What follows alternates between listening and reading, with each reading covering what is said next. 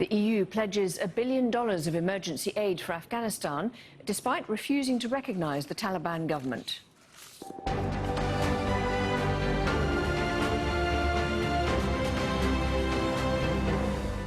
I'm Lauren Taylor. This is Al Jazeera, live from London. Also coming up, the UN's top court rules largely in Somalia's favour in its long-running dispute with Kenya over their maritime border. Why Chile is declaring a state of emergency over the indigenous Mapuche seizing control of their ancestral lands. And a scathing report says Britain's failure to lock down early in the pandemic was one of the country's worst public health blunders, costing thousands of lives.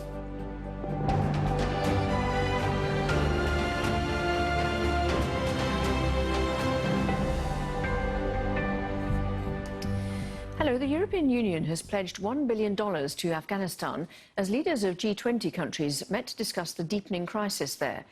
Delegations from the UK and EU have also met representatives of the Taliban in Qatar. The money will be given to international aid groups, not the Taliban government, to help prevent a major humanitarian and socio-economic collapse. At least 95% of households in Afghanistan currently don't have enough food to eat. That's according to the World Food Programme. And at least 2 million children are malnourished because of acute food shortages. Meanwhile, 90% of Afghanistan's health facilities are closed because of the lack of international aid. The UN says $600 million is needed to sustain basic humanitarian operations for the next few months. Before the Taliban takeover in August, international aid accounted for 75% of state spending. Stephanie Decker reports from Kabul. Thousands of kilometers away from Afghanistan, the political negotiations go on. Following their talks with the Americans, the Taliban delegation met European representatives in Qatar's capital, Doha. Afghanistan on the agenda too at this virtual G20 meeting. Led by Italy, Prime Minister Mario Draghi warned of a humanitarian disaster. The humanitarian emergency that is unfolding is very serious. Many people and representatives of international organizations and the United Nations have talked of humanitarian catastrophe. And they have noted that with the onset of winter, the situation will get worse. In Kabul, hardly anyone has any money. Since the arrival of the Islamic Emirates, I believe that all our colleagues have been unemployed. Meanwhile, our salaries have not been paid by the government. Therefore, my request to the government of the Islamic Emirate of Afghanistan is to pay us our salaries first, because the people live in poverty.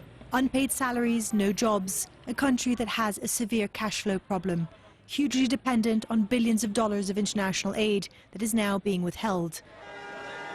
And there's a growing security problem too, with ISIL in Afghanistan increasing its attacks. We met the man in charge of Kabul security. He says the Taliban is more than capable of handling the ISIL threat. If ISIL is a threat to Afghanistan, it will also be a threat to the neighboring countries. Taliban have promised the world that they will not let the terrorist groups use Afghanistan as a base for launching attacks. As I can see in the past 20 days, Taliban damaged ISIL capabilities with our security operations against them. But ISIL in Afghanistan has managed to carry out deadly attacks, including here in Kabul. Preventing armed groups like it from gaining ground here and using it to attack other countries was one of the top points of last year's Doha agreement between the US and the Taliban.